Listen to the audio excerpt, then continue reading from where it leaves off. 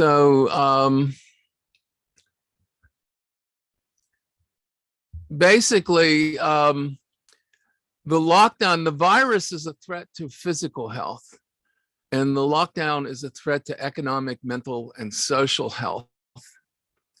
It's caused incentives to, it's created incentives to riot. A lot of people have said maybe the unrest we've had is because people were cooped up and weren't allowed to go out, but if they went out to protest for social justice, suddenly that was acceptable where nothing else was. And there's been a greater distrust of institutions because of it. So in terms of the physical health, even the physical health, it's mostly reducing contagion. That's the whole point of the lockdown, is to reduce contagion, but it also reduces vitality. And you know, sitting indoors all the time reduces vitality. And so these things official sources never discussed these. They never discussed, you know, they never recommended things you could do. There was just a single, stay locked down until we get the vaccine, and then get the vaccine. And I'll go through this quickly because my main thing is the economics, but the comorbidities of the virus, age, there's nothing you can do about age. I tried to be younger and it didn't work. But obesity, lack of exercise, vitamin deficiency, smoking and drinking, and then there's various other diseases, but all those other diseases are enhanced, I guess is the word, by obesity, lack of exercise, vitamin deficiency, and smoking and drinking. And so why during this 2 years did almost nobody tell us that it's worthwhile to lose weight, that it's worthwhile to exercise, that vitamin C and D, particularly D, are important. Zinc is important. To quit smoking and drinking if possible. In Pennsylvania, the liquor stores remained open. They, you know, the churches were closed. A lot of things were closed, but the liquor stores were open. And like I said, I was thrown in Facebook jail from the last talk. I was thrown in Facebook jail for talking about the importance of vitamin D. One of the problems is you get vitamin D from sunshine. And to get sunshine, you have to go outside. And if you go outside, you're in violation of the lockdown, especially in places like New York City, where there's not a lot of room for everybody to be outside at once because it's such a high density city, and same with Paris and Tokyo and many other cities. But the need to be outside, or else to take a heavy dosage of vitamin D, has finally been recognized as not a right-wing conspiracy theory after all. And so those are things that strangely we didn't hear about. But I want to talk about economic comorbidities. The first one is artificial debt. You know, all of our money is loaned into circulation by, well, not all of it, but 95% of the money in circulation, and it might have gone down a little bit with the stimulus, but most of the money in circulation was loaned into circulation by commercial banks. I'm not talking about the money the Federal Reserve lends to the banks, because that is primarily to meet their liquidity requirements, and that's not the money that circulates. It doesn't circulate until you go and withdraw cash, and that's 5% of the money supply, and then the other 95 is basically bank credits. And the other big one is land monopoly, because land monopoly creates artificially high rents, and the artificially high rents make it much more difficult for people to save. That and the money monopoly kind of combined to do that. Monopoly prices we heard a little bit about pharmaceutical prices and health insurance prices. There are other monopoly prices as well that I will go into, but the pharmaceuticals and the health insurance have our direct attention. And so in addition to addressing the debt and the land monopoly, I want to address various monopoly prices and do it with as little government takeover as possible. Henry George was always for finding a market solution, and finding that quite often when people say the market isn't working, you can quote Henry George showing that the market didn't work because government had granted privileges. For economic health, okay, if we had full reserve banking means the banks do not create any money. They do not create credit and lend it out. They lend entirely from deposits. Well, how would the banks have any money to lend? And the answer is the Federal Reserve can create money and lend it to the banks. And that way the Federal Reserve actually controls, without manipulating interest rates or anything, but just by saying, this is how much money we will lend you. And this is the Chicago plan. Paul Douglas and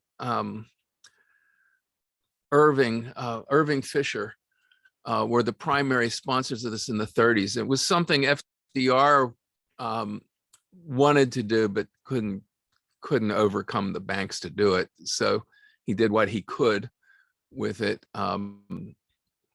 But the idea is that government creates the money through deficit spending, or by lending it to banks, or by giving it on a per capita basis to people, which is what the basic income people like. And it can only do that if it prevents banks from creating credit that they commingle with money. If anybody can create credit, but that credit does not show up in your bank account as a US dollar unless you have the privilege of fractional reserve banking. The next one, of course, is land value tax, which most Georgists know about, because when you have land value tax, you deflate artificially high rents. All the land that's held for speculation, either unused or in a state of serious underuse, starts to come on the market as you increase the land value tax. And that creates more jobs. That makes it less profitable to go overseas, because what are you going to do with your old factory in Detroit if you're paying a land value tax on it? When you start taxing land value, you can end the subsidies and the productivity taxes.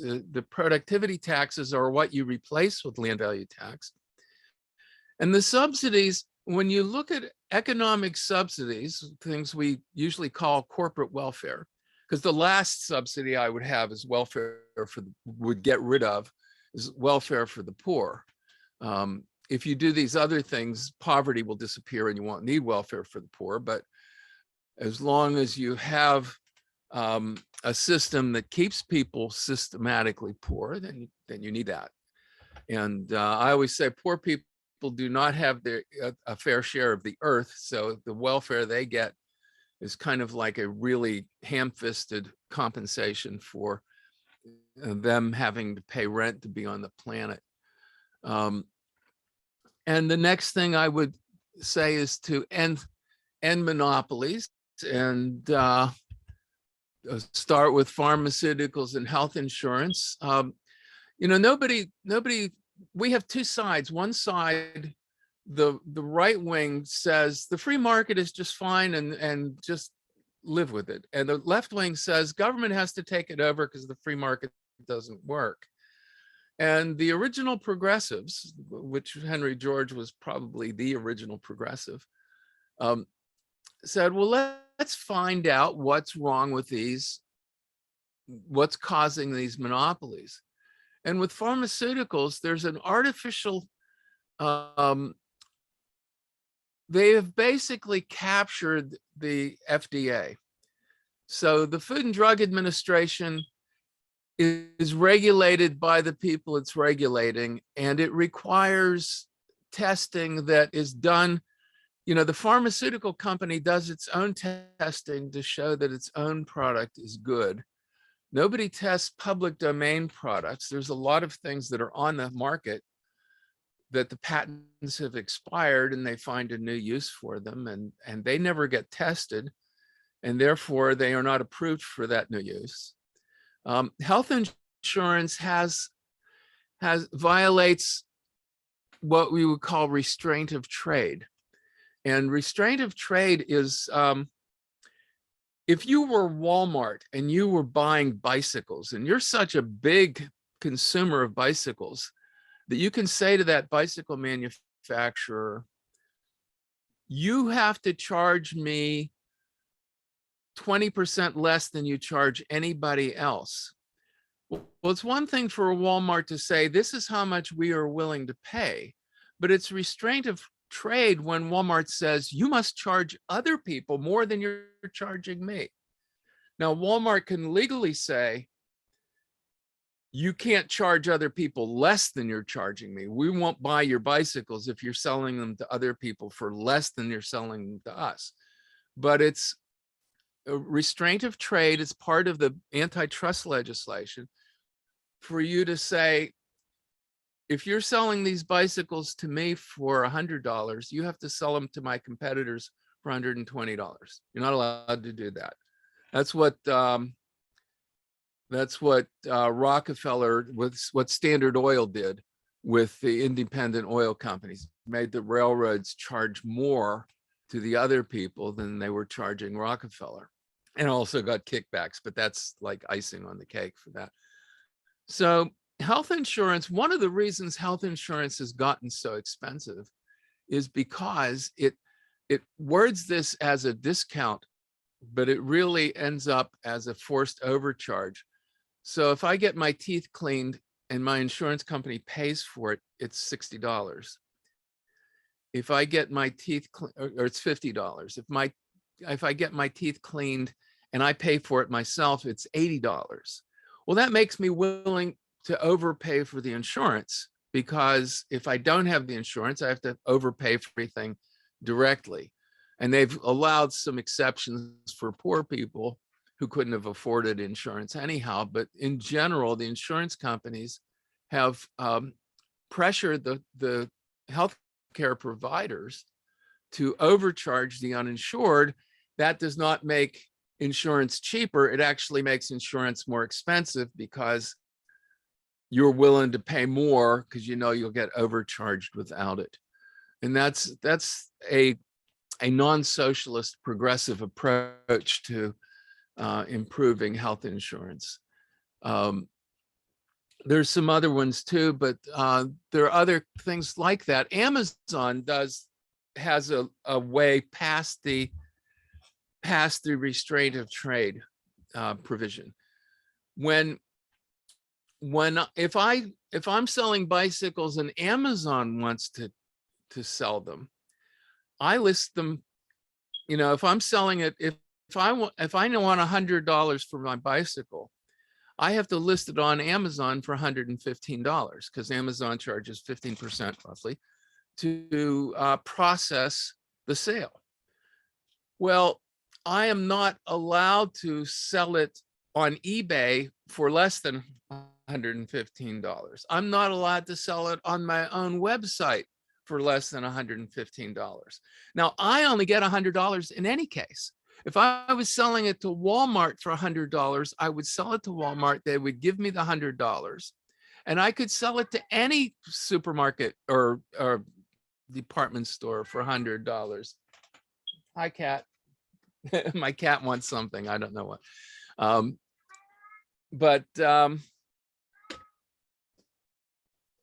But anyhow, the restraint of trade provision was very good at preventing the competitive monopolization. And we have basically lost that. Amazon, if Amazon's going to charge a 15% markup and I'm going to get $100, the restraint of trade should be a $100 restraint of trade at the price I'm getting, not a $115 a restraint of trade at the price Amazon's getting. So I can sell it on eBay for $115. I can put it on my own website for $115. But I am not allowed, I misspelled Amazon, didn't I? Oh, well. And, but I'm not allowed to put it on my own website for $100 or $105. So that is, that's an end run around the restraint of trade laws that the early progressives championed. So we have, the other one is right-of-way monopolies. And Henry George said, you know, the right-of-way itself should be publicly owned. So that means the roads are public, that's fine. Water and sewer is usually public, but it's not always. And the roads now, they're violating a lot of common law principles by leasing roads to people who, leasing toll roads to companies that are raising the rates because they didn't have the political will to raise the rates themselves. And that really sold the taxpayer down the river. But it also applies to cable TV and to internet connections. And in a way, it applies to airports because the airports are government owned, but quite often the major commercial airports are government owned, but quite often the airport enters into a monopoly relationship with one or two airlines and gives them a much better deal than it gives other people. And those airlines have an advantage of that in that. And they end up not being cheaper at all. So that's what I think we should, that's the core of what we should do. And this is the core of what we should do in general. When I talked about the comorbidities and positive steps you can take, those were not steps to attack the virus. You know, it's not that vitamin D kills the virus. It's not that exercise kills the virus. It's that if you make yourself healthy generally, you can withstand the virus better. And the point of these prescriptions are, if you make your economy healthy generally, it can better withstand something like a lockdown. So, so that's the approach I'm taking. Now, I wanted to talk about some mistakes already made. One of them is stimulus money. And the problem with stimulus money is that it just went to everybody. It went to people who were not harmed by the lockdown. It was meant to people who were getting rich during the lockdown, because if you worked for Amazon, you got stimulus money, you know, and if you owned Amazon, you got stimulus money. Or if you owned shares of Amazon, you got stimulus money. So the stimulus money should have gone to the damaged companies. The damaged companies were the most harmed. This is Paul Krugman made this point. He said, when we have, you know, a hurricane or a flood or something, we don't give relief to people who weren't hit by the hurricane. We give the relief to the people who were damaged. And that's morally what we should have done. The other thing, this is kind of the opposite of 2008, because in 2008, we probably should have given the money to the public, and the public would have paid off their mortgages and the banks would have been fine. 2008 was a financial depression. We did not actually increase the money supply in 2008. What we did was increased the supply of government money to offset the severe contraction of bank money. So the bank credit, the banks stopped making loans because they said, we see this depression coming, and so we stopped making loans, and then the depression comes. It probably would have come anyhow, but the depression hits much harder because the banks stop making loans, and as you pay off the old loans, the money supply is disappearing. You liquidate the money when you pay off the old loans, and when nobody's taking new loans, nothing makes up for that. So the money supply was rapidly disappearing, and in 2008, we did massive stimulus spending, and we did that the wrong way. We gave that money to the banks. We bailed out the banks. We did not bail out the people who couldn't pay their mortgages. If we had bailed out the people who couldn't pay their mortgages, they would have paid the banks would have been fine. So, or if we had just given money to everybody, it would have found its way to the people who couldn't pay their mortgages. So what we did for this stimulus is what we should have done in 2008. And what we did in 2008 is what we should have done in this time, because we have more money, but less things to buy. You know, we cut production. We had, you know, one of the reasons meat got expensive is because there was contagion among the meat cutters. The people working in the packing plants were coming down with COVID, and people were afraid that COVID would transmit through the meat, which we now know isn't true. But for a good while, there was a really big reduction in supply of meat packing because of that. And lumber, the lumber mills were running at half capacity because they were social distancing, and you can't run as efficiently when you have fewer people. And so that was part of it. The other part of it is a lot of restaurants, that the successful restaurants said, well, this would be a great time to remodel the dining room. And especially if you look at fast food restaurants that kept their drive-through windows open, a lot of them, you look inside and they're ripping out the inside of the restaurant because they've always wanted to remodel the restaurant and they couldn't because they didn't want to shut down the dining room. So you have this big increase in demand for lumber. You have a lower supply of lumber, and that creates lumber in that one particular industry. But we've had general inflation, and I think people have bought into the MMT nonsense. Now, the MMT nonsense it's based on half-truths, because what MMT says to do is exactly what worked in 2008. They just pumped the economy full of money, and they said, well, there was no inflation, there was none of these terrible things, but the economy turned around. Well, yeah, because you weren't increasing the total money supply. You were just offsetting the decrease in bank credit. So that notion that you can do this whenever you want, which is what MMT people tend to push, and you can do it in really big ways, is what makes it not a good idea. Henry George was a greenbacker, and somebody said to him, well, does that mean you can just print however much money you need to spend on whatever you want to spend it on? And Henry George said, sir, I am a greenbacker. I am not a fool. And real monetary reform very carefully restricts the supply of bank money to offset increases in the supply of government money. And so if you look historically, we've had since the 70s, the inflation got out of hand in the mid to late 70s. But ever since then, we've had inflation of around 3%. Rarely went over 4 or 5, rarely went under 1.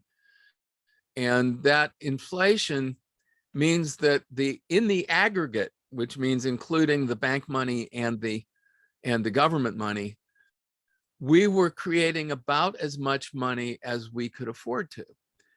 Now, one of the things that made it worse, made the recessions worse, was this notion that the government had to have a balanced budget, because when the government has a balanced budget, all the increase in the money supply comes from bank money, which means that personal debt skyrockets.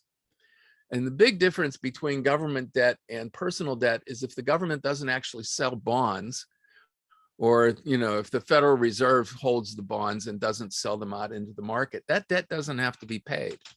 And so, 4 or 5 years ago, a third of the debt was debt that the Federal Reserve could have just forgiven that debt, and it would have made zero difference. So, so that's where, stimulus money, you can do it if you curtail bank lending. The first thing we had was an asset bubble, and that asset bubble was largely because, it wasn't just because we were getting stimulus money, and we got stimulus money during the Trump administration too. It wasn't just due to the stimulus money, it was due to the fact that people would use their stimulus money for a down payment, and the banks would lend them major amounts to buy a new home or to buy a new car or whatever. So the stimulus was creating spending, and it was creating spending on assets, not on consumer products. I guess a car is a consumer product, but the big one is businesses and home mortgages. So that's the other mistake that we made was we had extended unemployment, and we made the benefits unusually generous. And so it was much more profitable to get 80% of your wages and stay home, because you don't have to spend money getting to work and stuff. And the result was that people avoided going to work. And we see even now, people are, there's help wanted signs everywhere, and they're not going to work. And now we still have lower production, and now we're getting high prices. And why did this happen? Again, it's there's no shortage of bank credit. The stimulus was used for the down payments. It created asset bubbles.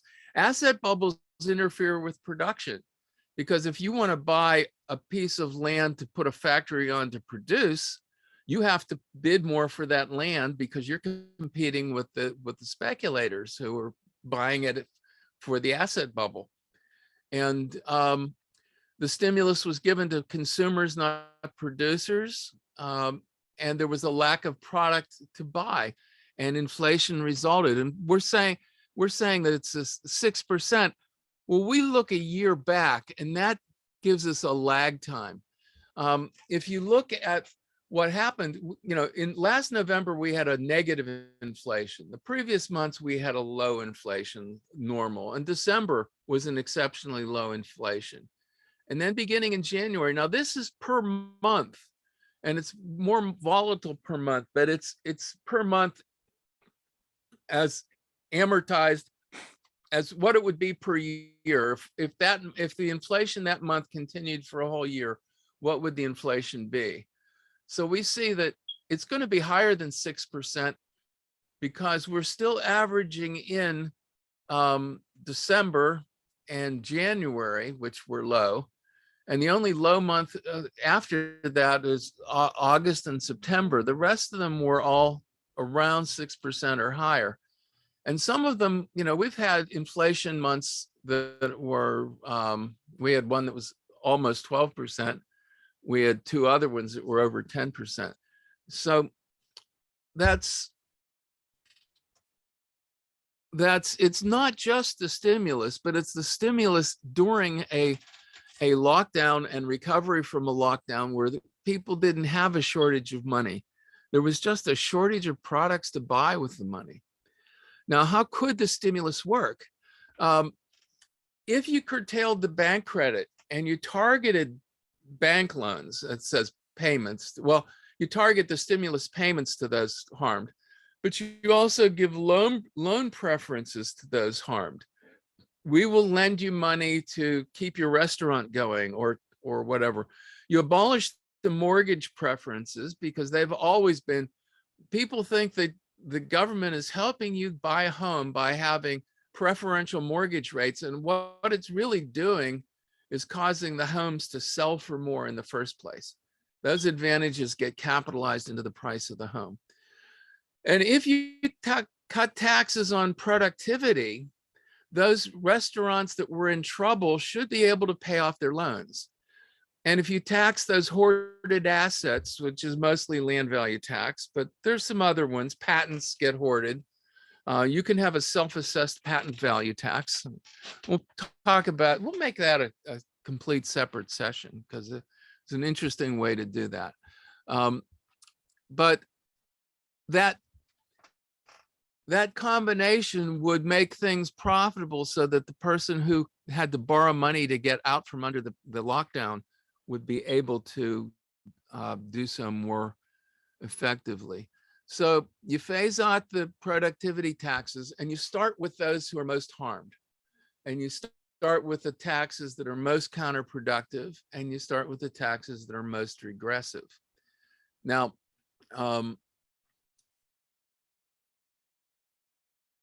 and then you got to increase other taxes. Well, if you're increasing land value tax, elderly people who own a home are going to have land value tax to pay. So you can have a per capita grant to people who are over 65 because higher wages aren't going to help them. They don't want to work anymore. And you have targeted loans to damaged firms. I would say to firms in a damaged sector. I don't know that you want to investigate each firm to see if they qualify, but you want to say, okay, you have a sit-down restaurant, you get preferential loan treatment. And so how we're doing this, we're relieving those who were harmed, charging those who benefited, and that's by taxing the people who cashed in on asset bubbles and stuff. You fix the comorbidities, and so you have to ask yourself, well, who was the most harmed? The airlines, the travel industry, the sit-down restaurants, the private schools, because they didn't have tax money they couldn't pay their teachers while they shut down. They just got hurt. Businesses that were closed, they were told they were non-essential. They tend to be small businesses. You know, a nursery in the neighborhood was closed because they said, well, gardening supplies and stuff, that's not essential. But Home Depot was still open because if your plumbing goes, you have to be able to buy plumbing. But Home Depot was selling nursing goods or nursery goods. And so you could go out and buy garden supplies. You just had to buy them at Home Depot. You couldn't buy them from the nursery. And service businesses in general, and businesses that rent and businesses that have debts to pay. Because when they were closed, they still had to pay the rent, or, the rent was not forgiven. The rent was delayed. So the landlords were told, we expect you to not foreclose on this person, to not foreclose on the debt until the lockdown ends. But then when the lockdown ends, these people have to either pay it all off or make higher payments till they catch up. So they were hurt more than somebody who owned their own property free and clear. So then which taxes should we cut first? And that would be, there are special taxes on airlines. There's hotel taxes are huge. And when we had conferences, we had places that had 9 and 10, and Allegheny County, their combined sales tax and hotel tax was 14%. And so you want to help the hotel taxes. The government has this notion that we got to help people, we got to do things for them, and you can help them just as much by not doing things to them. And when times were good, we were taxing all these things, car rental taxes. Well, what a good notion. The car rentals cars are rented by people from out of town, so they can't vote against you because they don't like the tax. So let's stick them with, it's like the Transylvania tax. Count Dracula made his money collecting tribute from people who passed through. The word Transylvania means through the woods. We tend to do that. We tend to think we can tax people who are just passing through, and we love to do that. But those, Hertz has gone bankrupt or is filed bankruptcy. Restaurants, you know, most states do not tax food in their sales tax. West Virginia does, strangely. But you could exempt prepared food from the food tax too, and that would help the restaurants.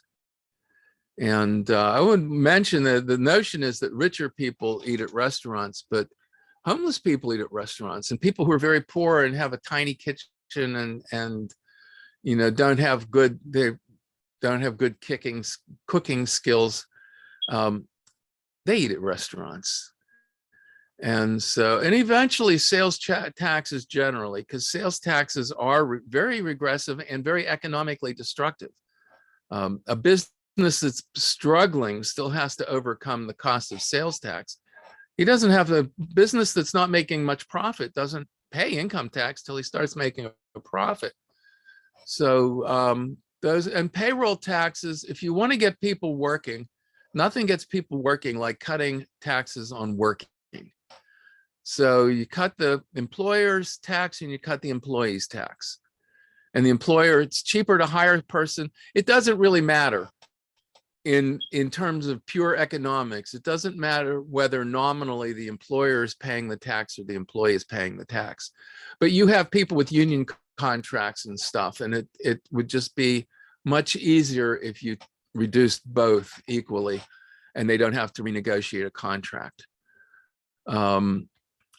So that's, now with regard to airlines, there's some of this the airlines would love, like abolishing the airline taxes, but open bidding for time slots.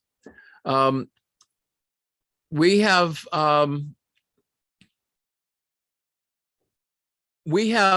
favored airlines get the best landing times, they get the best terminal spaces, and they have this relationship with the airport that makes them more profitable than their competitors. And basically, if the open bidding doesn't raise enough money, you fund the airport from land value tax. Because if you look at what happens to land values when an airport gets built, or even when an airport gets expanded, the land values around the airport just skyrocket. And on the highway to the airport, I've seen properties sell for more than 1,000 times what they had sold for 2 years before the airport was announced. We had US Air flew out of Pittsburgh, and US Air was about the most expensive airline in the business. And US Air went bankrupt, and everybody said, oh, what's going to happen to air travel in Pittsburgh? Well, what happened was we got a whole bunch of discount airlines and quality airlines that could get in and take advantage of those time slots and terminal slots the US Air had monopolized. And Pittsburgh's airport is doing much better without that sweetheart relationship with US Air. But US Air was a Pittsburgh company, and they had a lot of political clout. So until they went bankrupt, we didn't have the nerve to fix that.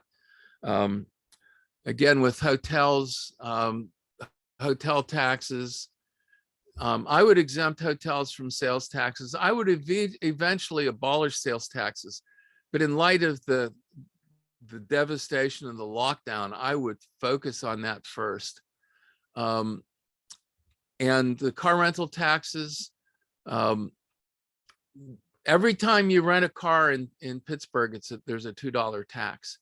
And the poor guys who have these rideshare options, you know, if 3 people rent the same car in a day, because it's one of those, you park it and you become a member, and you go out and you rent the car, and they get a $2 tax. They can get 3 or 4 $2 taxes in a day because of that car rental tax. And so that's another thing. And the sit-down restaurant should be exempt from sales tax. And again, you give low interest loans or preferential loans to struggling restaurants or restaurants that were closed by the lockdown. I mean, they still have to have a good chance, they still have to have a good chance of opening. So a private bank is still going to evaluate them for the loan. But we give preferential treatment to homeowners, and that doesn't make as good of an economic sense. And then the question is, who should pay? Who should pay more? And we ask, well, who benefited? And this is basically, landlords benefited. Well, we're going to do land value tax. Banks benefited. If we go to full reserve banking, it will put an end to economic recessions generally, because the federal government will lend the right amount of money to the banks for the banks to relend. In other words, if the Federal Reserve sees that there's inflation, they will say, okay, we're not going to lend as much money to the banks, or we're not going to deficit spend as much. And the businesses that were allowed to stay open, well, I guess there's not much you can do about them. The vaccine makers profited like crazy. And the drive-up restaurants, the restaurants with a drive-in window are selling faster than ever before. The lines at Arby's and Wendy's and McDonald's and Burger King are just annoyingly long. And they're just shoveling that food through as fast as they can. And I guess some restaurants that deliver are doing okay, but the ones where you sit down, they're the ones getting hammered. So that's basically what I have in mind. And I went through so many things so quickly that there'll probably be questions. So I'll just throw it open for questions.